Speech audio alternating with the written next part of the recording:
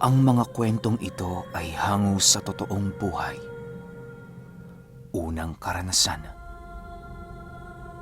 Hi Pinuno, itago niyo na lang ako sa pangalang Eddie. Nais ko sanang ibahagi sa iyo ang karanasan ng asawa ko noong minsan itong nabarang. Noon Pinuno, hindi talaga ako naniniwala sa ganoong uri ng mga nilalang at abilidad ng tao. Nabago lang ang lahat ng paniniwala ko nang ako na mismo ang nakasilay sa ganoong pangyayari. Kung hindi ninyo na itatanong Pinuno, ang asawa ko na si Maricar ay merong dugong Kastila. Kapag merong kang dugong Kastila, ay siguradong matapang ka at palaaway. Ganon na ganon kasi ang ugali ng asawa ko na siyang pinakaayaw ko sa lahat. Sa pagkakatanda ko Pinuno, nasa bandang taong 1999 naganap ang pangyayaring ito. Sa lugar ito ng Mindoro.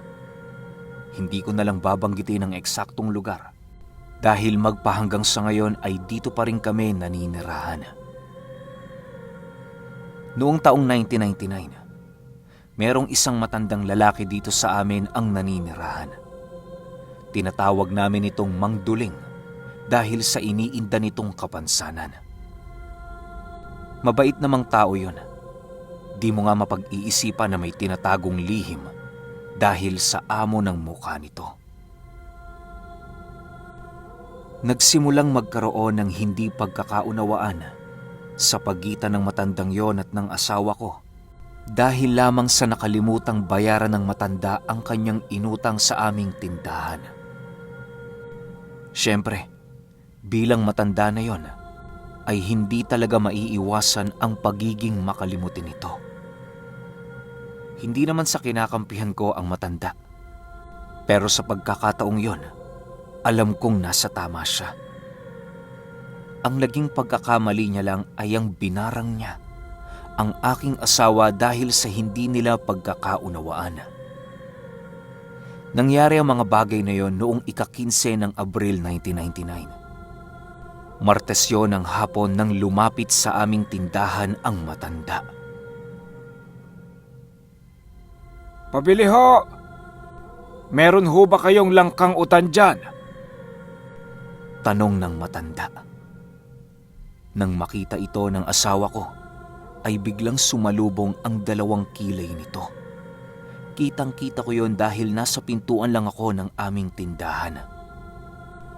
Bayaran niyo muna ang utang niyo bago ko kayo pagbilhan. Mataray nitong sagot. Mamaya na lang ho, Ining. Alam mo naman na malayo ang bahay ko rito. Hayaan mo, babalikan ko na lang. Pagpapaliwanag naman ng matanda. Dahil sa sinabi ng matandang yon, ay mas lalong nagalit ang asawa ko. Kung ano-ano na ang sinabi nito sa matanda na siyang ikinagalit ko. Ano ka ba naman, Maricar? Hayaan mo na.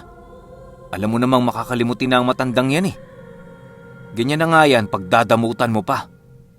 Ang pera kikitain yan, pero ang pagmamalasakit mo sa kapwa hindi. Galit na singit ko sa sagutan nila.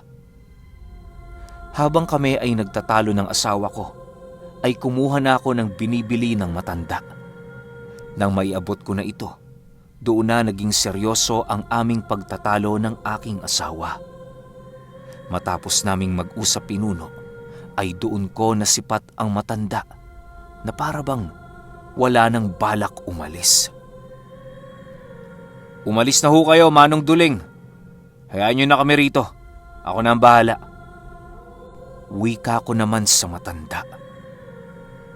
Pero imbis na tumalikod na ito Pinuno, ay nagawa pa nitong ngumisi sa akin.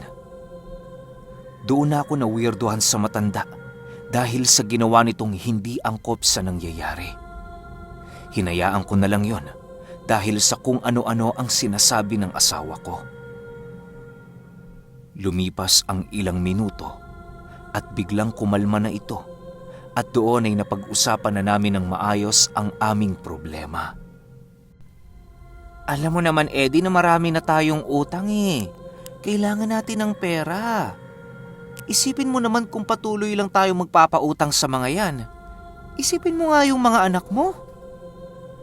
Wika nito sa akin.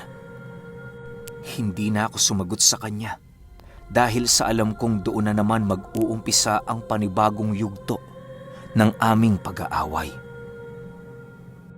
Pagsapit ng gabi ay maaga pa kaming naghapunan. Walang pag-uusap na naganap dahil sa pareho kaming nagtatampo sa bawat isa. Nag-iba lang ang ihip ng hangin nang biglang napabalikwas ang aking asawa sa kanyang kinahihigaan. Ayon sa kanya, meron siyang naririnig na mga boses ng matandang lalaki na para bang meron itong inuusal-usal. Hindi niya mawari ang dialektong gamit nito dahil yon ang unang pagkakataong narinig niya ang ganoong uri ng salita. Lumipas ang gabing yon, Pinuno, at naging maayos naman ang lahat. Magmula nang mapaaway ang matanda sa aming tindahan, ay hindi na nito nagawa pang muling tumungo sa amin. Paglipas lang ng linggo, ay doon na nakaramdam ng kakaiba ang aking asawa. Pagsapit ng gabi ng Biyernes ng pangalawang linggo, ay nagsisisigaw na ang aking asawa dahil sa sakit nitong nararamdaman. Animoy merong gumagapang na ahas sa loob ng kanyang sistema. Dahil sa taranta ko noong mga oras na yon, agad naman akong tumungo sa isang albularyo. Kahit gabing-gabi na, Pinuno, ay ginising ko ito upang matulungan kami. Pagdating namin sa bahay, ay halos hindi na maipinta ang mukha ng asawa ko dahil sa sakit nitong nararamdaman. Ito talagang si Duling, oo. Wala nang nagawang matino. Simpleng pag-aaway lang babarangin niya na ito. Wika ng albularyo. Dahil sa sinabi ng albularyo, ay doon na gumulo ang aking isipan. Hindi ko masyadong maunawaan ang sinasabi nito na kung bakit maging si Mang Duling ay napasama sa kanyang sinabi. Nang makalapit na ang matanda sa aking asawa, ay doon na ito nag-umpisang mag-usal ng kanyang mga aral. Gumagawa din ito ng ritual at pinakuha ako nito ng basong punong-puno ng lana. Inihipan niya yon at walang pagdadalawang isip na pinainom sa aking asawa. Matapos niyang mapainom ito, Pinuno, ay laking gulat ko na lamang nang biglang nagsususuka ang aking asawa ng mga malalaking uod at salakubang. Diyos ko! Ano yan? Gulat na sigaw ko nang makita ko ang mga insekto sa sahig. Nabarang ang asawa mo. Si Duling ang gumawa niyan. Huwag niyo nang palalimin ang problema ninyo. Hindi naman yan papatayin ni Duling. Bagkus ay tinuruan niya lamang ito ng leksyon. Bukas pumunta kayo sa kanya at humingi kayo ng tawad. Wika ng matanda. Matapos nitong magawa ang kanyang trabaho, agad naman itong umalis sa aming pamamahay. Kinaumagahan ay agad din naming tinungo ang bahay ni Mang Duling. Hindi na nakapalag ang asawa ko dahil sa takot nitong nararamdaman. Wala namang problema. Ang sakin lang naman, Maricar, ay matuto ka. Hindi lahat ng tao ay madadala mo sa galit. Isipin mo, kung iba kong tao, edi sana napatay na kita. Wika ni Mang Duling. Nang naging maayos na ang lahat, ay ipinangako ng asawa ko na kahit kailan ay hindi na siya magdadabog sa kanyang mga customer. Naging maayos naman ang pakikitungo sa amin ng matanda hanggang sa ito ay namatay.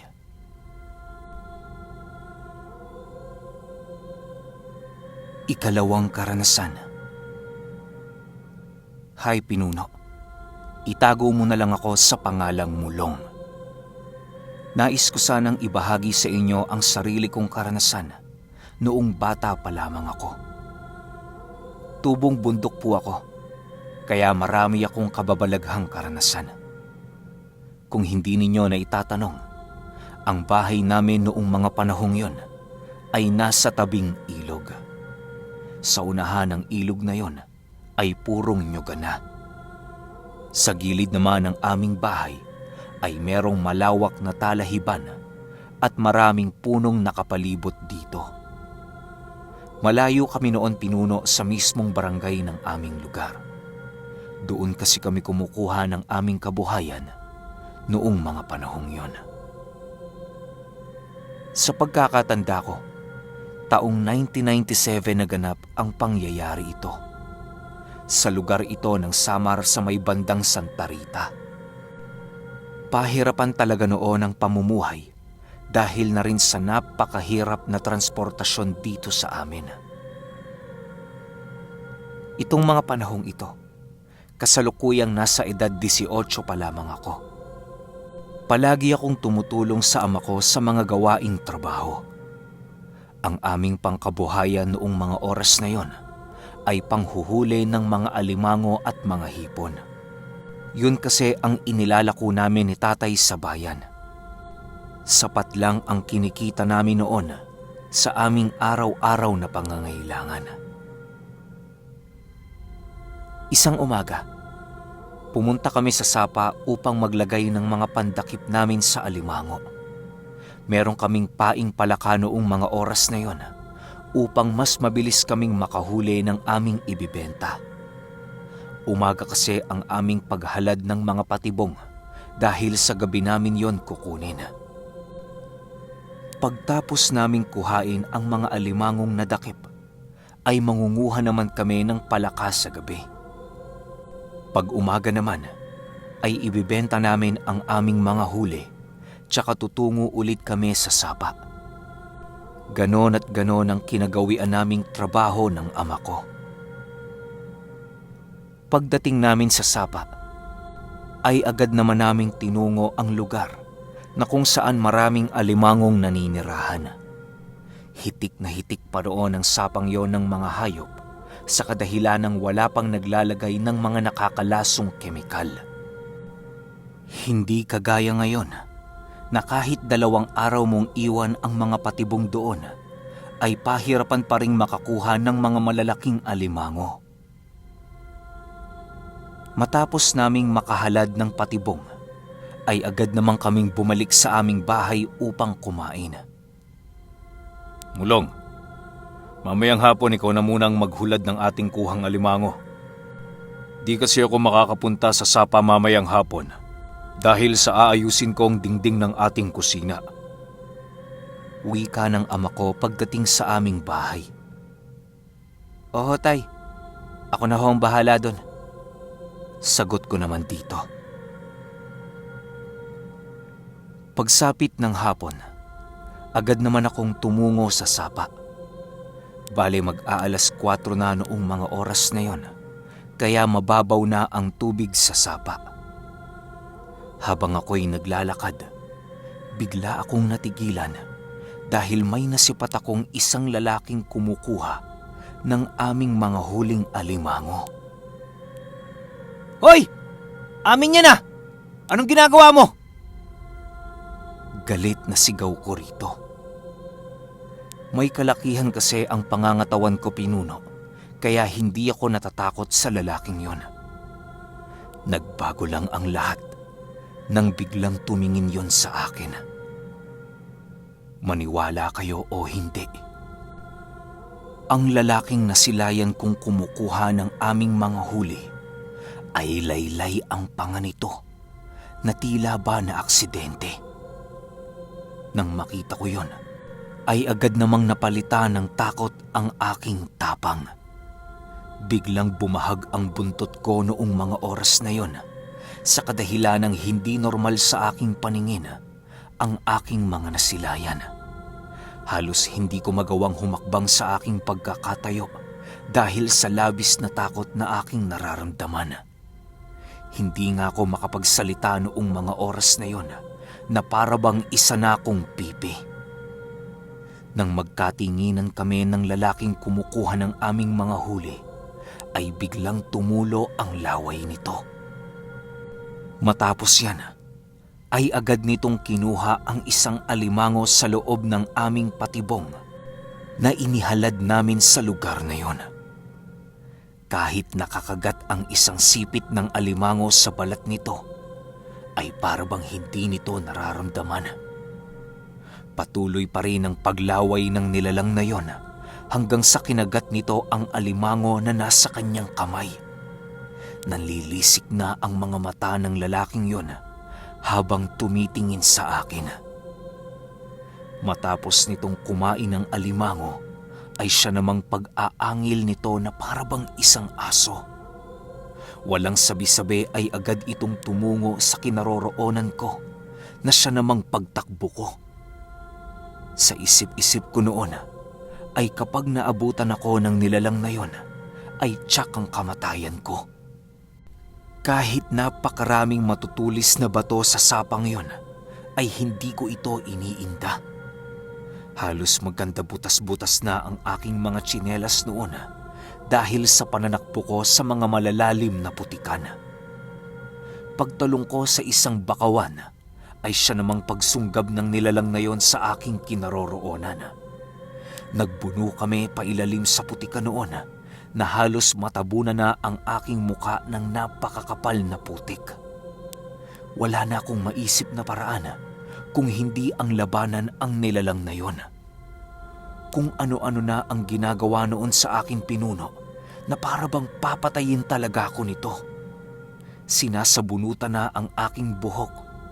Pinapasok ang kanyang mga daliri sa aking bibig at tinutusok nito ang aking mga mata. Pagtusok ng kamay nito sa aking mata ay siya namang pagsigaw ko dahil sa napakaraming pumasok na putik dito. Nang makabuelo na ako pinuno, ay siya namang pagganti ko dito ng suntok. Dahil sa meron akong kokonting alam sa pakikipagsuntukan, ay nakaya kong labanan ang nilalang na yon. Wala akong gamit na armas pinuno, bagkus ay tanging mga kamao ko lamang ang aking naging sandigan noong mga oras na yon. Kahit anong sapak ko sa lalaking yon, ay parabang wala itong nararamdamang sakit. Kaya ang ginawa ko ay pinilit kong umibabaw sa kanya upang masakal ko ang kanyang leeg gamit-gamit ang aking mga braso. Pikit na ang isang mata ko noong mga oras na yon, pero pinipilit ko pa ring lumaban upang iligtas ang aking buhay. Nang magawa ko na ang plano ko noon, ay hindi ko na yon pinakawalan sa pagkakasakal. Kahit anong lakas ng pagpupumiglas ng lalaking yon, ay hindi ko na ito binitawan. Hanggang sa dumating ang puntong tuluyang ko na itong napatay. O pinuno, maging kayong mga listener niya, tama kayo ng narinig. Mahirap mang sabihin pero nakapatay na ako ng isang tao. Hindi naman ordinaryong tao yun pinuno, kaya hindi ko yun pinagsisisihan. Ipinagtanggol ko lang naman ang sarili ko noong mga panahong yon. Matapos kong makitila ng buhay ang lalaki, agad naman akong bumalik sa aming bahay. Umiiyak ako noon habang ako ay nagsasalita sa aking ama.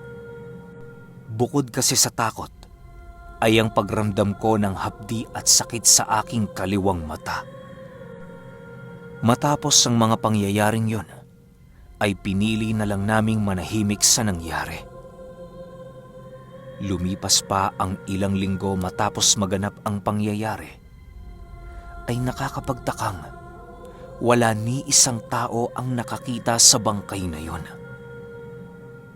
Hindi ko alam kung napatay ko nga ba talaga ito o kinuha ng mabangis na hayop o di naman kaya'y isa itong aswang na nagpanggap lang na namatay. Hanggang sa ngayon pinuno ay kargo de konsensya ko pa rin ang pangyayaring yon. Animoy isang parusa na ito sa akin ng Panginoon hanggang sa pagdating ng panahong hahatulan na niya ako sa aking kasalanan. Maraming salamat po, Pinuno, dahil sa kwentong ito ay nakaluwag na ang aking dibdib sa mga dinadala kong pagdurusa at pagsisisi. Ikatlong karanasan. Hay Pinuno, itago mo na lang ako sa pangalang Didok. Nais ko sanang ibahagi ang sarili kong karanasan tungkol sa isang aswang. Taong 2009 naganap ang pangyayaring ito. Sa lugar ito ng Leyte sa Donghol. Meron na akong sariling pamilya noong mga oras na yon at kasalukuyan akong nagtatrabaho bilang isang mangungopra ng nyog. Sapat naman ang kinikita ko doon, Pinuno, sa tuwing ibinibenta namin ang koprang aming naaani. Halos ang sinasahod ko doon ay nagkakasya din naman sa aming mag-anak ng 3 linggo. Lahat ng sweldo ko ay napupunta lamang sa aming pambili ng makakain sa bawat araw na dumaraan. Kahit mahirap lang kami, Pinuno, ay naging masaya naman ang aming pagsasama ng aking asawa. Dahan-dahan ang aming ginawang hakbang upang maging matiwasay ang aming pamumuhay. Isang araw, habang ako ay abala sa pagbibiyak ng mga nyog, ay biglang merong lumapit sa aking 4 na tao. Nang hihingi yun ng nyog nang sa hindi malamang dahilan. Ha? Hindi po kasi sa akin to, Manong eh. Sinusweldohan lang po ako dito. Tsaka bilang ho ang lahat ng yan, kaya hindi ho ako makakapagbigay sa inyo. Nais ko man po kayong bigyan. Hindi po talaga pwede. Sagot ko dito. Nagpupumilit na kasi ang mga yon na kumuha ng 4 na pirasong nyog. Di naman gaanong kakaiba ang itsura ng mga ito. Normal lang din naman silang tingnan pero napakalakas ng mga amoy nito sa katawan. Ipinagsawalang bahala ko na lamang yun, Pinuno, dahil baka yun pa ang pagmula ng aming pag-aaway. Ilang minuto din yung namilit na manghingi, pero hindi ko talaga ito pinagbigyan. Hanggang sa dumating sa puntong umalis na lang ito ng walang paalam. Habang naglalakad ang mga yon, ay panayang pagsasalita nito sa bawat isa. Alam ko naman ang pinag-uusapan ng mga yon pero ipinagsawalang bahala ko na lamang ito. Lumipas pa ang mga araw at sumapit na ang oras ng pagbibenta ng kopra. Hapon kaming nagbebenta, Pinuno, upang maiwasan naming pumila sa pabrikang pinagbebentahan namin ito. Bale, magbabandang 4:00 namin isinakay ang aming kopra sa kotse upang makaabot pa ito ng huling oras ng pabrika. Habang kami ay nag-aayos ng mga kopra, ay naroon din ang may-ari ng koprahan. Palagi yung naroon sa tuwing kami ay nagsasalansa ng kopra upang makasiguradong walang ipinapalusot ang mga kargador. Habang abala kami sa aming trabaho, ay biglang lumapit ang 4 na lalaking kumausap sa akin noong nakaraang linggo sa aming amo. Nang masipat ko ito ay agad naman akong lumapit sa aming amo upang tanungin ng mga ito kung ano ang kailangan nila. May problema ho ba, Mang Jep? Tanong ko sa aking amo. Etong mga to pinagpipilitang manghingi ng isang sakong kopra. Alam ba nila kung magkano ang mga yan? Nasisiraan na ata ng pag-iisip ang mga taong to. Itaboy mo nga yan sa harapan ko, Didok. Baka masapak ang pagmumukha ng mga yan eh. Galit na sagot nito sa akin. Nang marinig ko ito, Pinuno, agad ko namang tinugon ang utos ng aking amo. Itinaboy ko ang mga taong yon hanggang sa tuluyan na itong makalayo kay Manong Jep. Matapos kong itaboy, ay agad din naman akong bumalik sa aking trabaho. Nang paakyat na ako sa sasakyan, ay siya namang pagsipat ko sa mga lalaking yon. Dahil sa medyo may kadiliman na sa paligid, ay hindi ko ito gaanong naaaninag. Hanggang sa dumating ang punto na nakita na ito ng aking dalawang mata. Biglang nanlaki ang mga mata ko, Pinuno, nang makita ko ang apat na yon na naglalakad ng nakatuwad. Dahil sa aking nasilayan, agad naman akong napasigaw upang makita din ang aking nasaksihan ng aking mga kasama. Pero pagtingin nila sa aking tinuturo, ay bigla namang nawala ang mga lalaking aking nasilayan.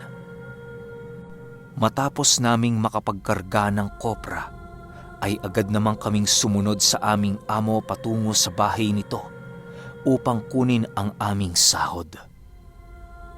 Pagdating namin sa bahay nito, Pinuno, ay laking gulat na lang namin nang makita namin ang apat na nilalang na naroon sa bubungan ng bahay ng aming amo.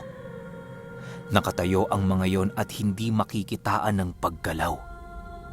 Ilang beses na namin itong tinawag pero nananatili lamang ito sa kanilang kinaroroonan. Hindi naman imposibleng maakyat ang bubong ng bahay na yon sa kadahilan ng merong isang punong kadikit lang ng bahay. Ilang minuto pa ang lumipas, ay laking gulat na lang namin nang biglang maglakad sa pader ng bahay ang isang lalaking naroon sa bubungan. Nang masipat namin ito, Pinuno, ay biglang binalot ng takot ang aming katawan. Walang sabi-sabi ay agad kaming nagsitakbuhan patungo sa loob ng bahay ng aming amo. Hindi na namin pinansin ang aming mga kasama noong mga oras na yon dahil sa sobrang takot. May mga iba kaming kasama na piniling tumakbo papalayo sa lugar na yon dahil sa hindi na nila kaya ang kanilang mga nakikita. Habang kami ay nasa loob, ramdam na ramdam namin ang pagkarit ng mga kuko ng mga nilalang na nasa labas ng bahay. Maging ang asawa ng aming amo ay nagising na dahil sa napakalakas na mga sigawan sa loob ng kanilang tahanan. Napawi lang ang tensyon sa paligid nang pinagmumumura na kami ng asawa ng aming amo. Wala na kaming nagawa noon, Pinuno, kung hindi ang matulog sa bahay nito. Kinaumagahan ay doon namin nakita ang pinaggagawa ng mga nilalang na aming nasilayan noong gabi. Pinagpapapatay nito ang mga baboy na naroon sa paligid at maging ang mga aso ay hindi rin nakaligtas sa mga demonyong nilalang na yon. Pag-uwi ko ng aming bahay, ay agad din naman akong tumungo sa isang albularyo upang sabihin ang aking karanasan. Ayon sa albularyo, na maaaring naghahanap ang mga aswang na yon ng baong iisa lang ang mga mata. Dahil sa nabigo ang mga yon sa kanilang hinahanap, ay ninais na lamang ng mga ito na mamerwisyo sa aming pinagtatrabahuhan. Hanggang sa lumipas ang ilang buwan at naulit na naman ang pangyayaring yon. Pero sa pagkakataong ito, ay binigyan ko na sila ng nyog na kanilang nais. Magmula noon, Pinuno, ay hindi na muling nanggambala pa ang mga nilalang na yon sa aming pinagtatrabahuhang koprahan.